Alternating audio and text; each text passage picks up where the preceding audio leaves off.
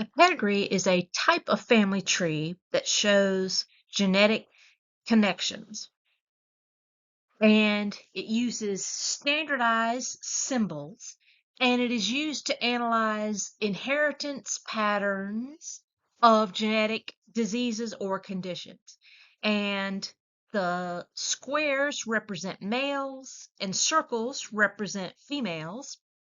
And also, if the shape is shaded, then that means that the individual is affected by that particular genetic disease, whereas a blank shape means that the individual is not affected. So an autosomal dominant trait is a dominant trait that is on a non-sex chromosome. Now, because they're dominant traits, they usually show up in every generation. And also, the heterozygotes, like what we see here and here and here, heterozygotes are affected. Now, there are a couple of examples of autosomal dominant disorders. One is polydactyly, which happens in humans and in cats, and that means that causes the individual to have more than the normal number of digits on their hands or feet, and also Huntington's disease, which is a fatal disease, but the symptoms don't usually show up until a person is in their 40s or 50s. So a lot of times they have unknowingly inherited the disorder and unknowingly passed it on to their children by the time they figure out that they have Huntington's disease. So here we have a pedigree for an autosomal dominant condition. So we know that individuals that have a homozygous dominant, that they're going to be affected by whatever this disorder is. And we also know that any heterozygotes are going to be affected by the disorder. And also, because this is an autosomal dominant disorder, then we know that individuals that are not affected are going to be homozygous recessive. So these individuals are not affected. So let's see if we can figure out the genotypes of the individuals in this pedigree right here. So first thing I can do is I can go ahead and fill in the genotypes of all of my individuals that are not affected, because I know that they are all going to be homozygous recessive. And I can go ahead and add a dominant allele to all of my individuals that are affected by this disorder or condition. And so now let's see, from these parents right here, it looks like they had 3 children, one of whom is not affected. So we know that this individual had to have gotten a recessive allele from each parent in order to be homozygous recessive. So that would indicate that these parents are heterozygous. And if we look at these individuals over here, they have 2 children, one of whom is not affected, and the other who is affected. Now, because this individual has 2 recessive alleles, then we know that they must have received a recessive allele from each parent. So that indicates that this individual is also a heterozygote. And if this individual got a dominant allele from one parent, then they had to have gotten a recessive allele from the other parent. Now, the only ones that we are not sure about are these individuals right here. We don't know if this individual got both dominant alleles from each parent or if they got a recessive allele. We don't know because we're just going by what the genotypes of the parents. So for these right here, these are the only 2 that we can't say for sure. Now, an autosomal recessive trait trait is a recessive trait that is on a non-sex chromosome, and your heterozygotes or a heterozygous individual is not affected, but they are a carrier. So, for example, all of these heterozygote individuals are carriers for this particular condition. So, as we can see here, notice how the affected individuals are homozygous recessive, and autosomal recessive disorders can sometimes skip generations. And a couple of or a few examples of autosomal recessive disorders are cystic fibrosis, sickle cell anemia, Tay-Sachs disease, and albinoism. And also, both males and females are affected with equal frequency. And that's the same as what we saw with the dominant autosomal disorders as well. So here we have a pedigree for an autosomal recessive disorder. So that means that individuals that have two recessive alleles, they are definitely going to be affected. And if a person is heterozygous, then that means that they are unaffected,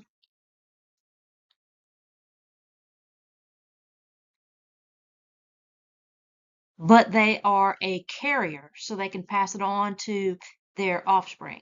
And if an individual has two dominant alleles, then they are definitely unaffected. It's an A there.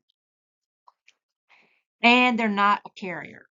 So in this case, I'll go ahead and first thing I'll do is I'll fill in all of my individuals that are affected by this disorder, whatever disorder that we are referring to.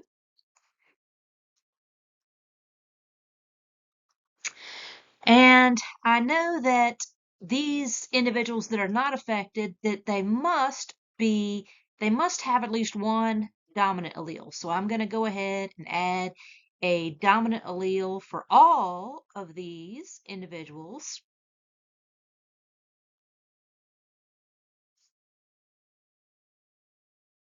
Some of these we might be able to figure out the full genotype. Some of these we just might have to do some guessing. So we can tell that this individual is homozygous recessive, and we can tell that all of these individuals are unaffected by the disorder. So we know that they had to have gotten at least one recessive allele from their parents. However, we can't really tell whether this individual is homozygous dominant or heterozygous. So we'll just put a question mark right here. And over here, it looks like we've got this parent has two recessive alleles, and so this individual had to have gotten at least one dominant allele from their parent. So that would mean that they had gotten a recessive allele from this parent. So this individual is a heterozygote. And let's see what we can infer about this individual right here, or this set over here. We have an affected individual, an unaffected individual, and one of their offspring is affected also. So they had to have gotten one allele from this parent right here and the other allele from another parent right there, right here. So that tells us that this individual is a heterozygote. Now let's see if we can figure out anything else in our offspring right here. Since this individual is heterozygote and this individual is homozygous recessive, we know that these two offspring had to have gotten the dominant allele from this parent. So that would indicate that these are heterozygote as well. Now we get down to here, we have two heterozygote parents, and they had a homozygous recessive individual, but we don't know for sure what these individuals are because they could be homozygous dominant or they could be heterozygote. So that is everything that we can infer from this particular pedigree right here. Now, when it comes to X-linked recessive traits, those are traits that are found on the X chromosome. So more males are going to be affected than females.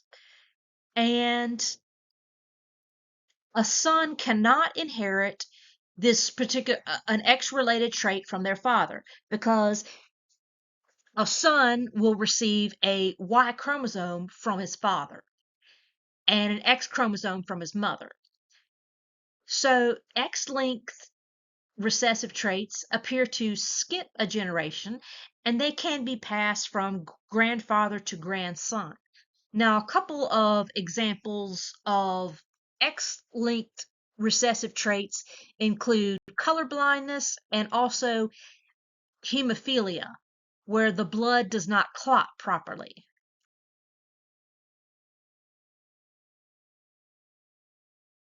So here we have a pedigree for a X-linked recessive trait. So that means that if we have a female with two normal alleles, I'm using R's here, then this female is going to be change back to a pen here. So this individual is going to be unaffected and not a carrier. If an individual is female has this particular genotype, she's also going to be unaffected, but she is a carrier. Now, on the other hand, we have a male with a normal gene on the X chromosome. He is also going to be unaffected and not a carrier.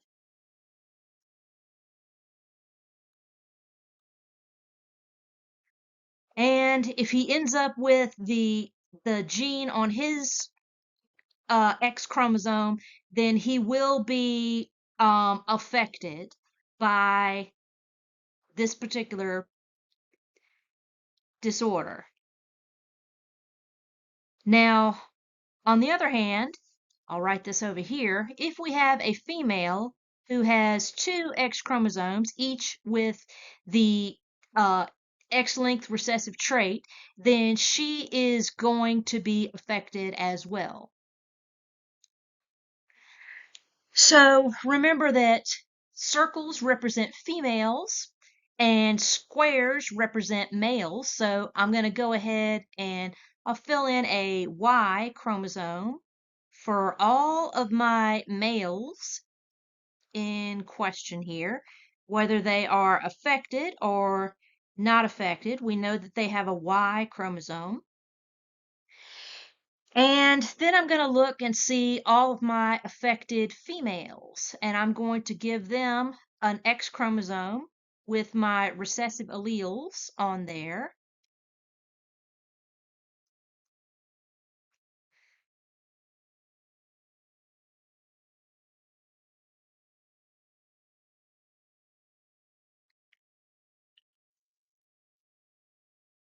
And I can go ahead and give my unaffected males their X chromosome with the normal gene.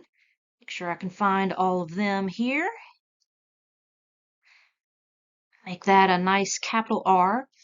And I can also go ahead and fill in all of my affected males with their recessive gene on here.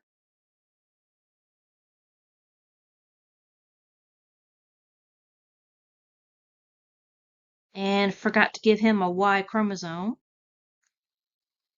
But, and so now the only one, oops, go ahead and give him a chromosome here, an X chromosome.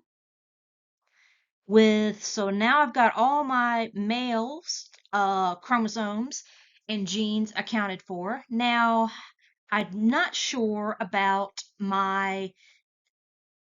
this female right here.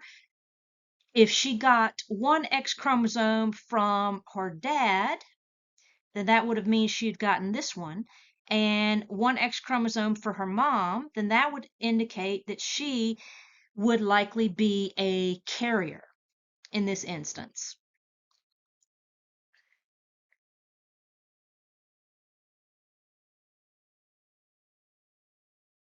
And with this, the same goes for this female right here.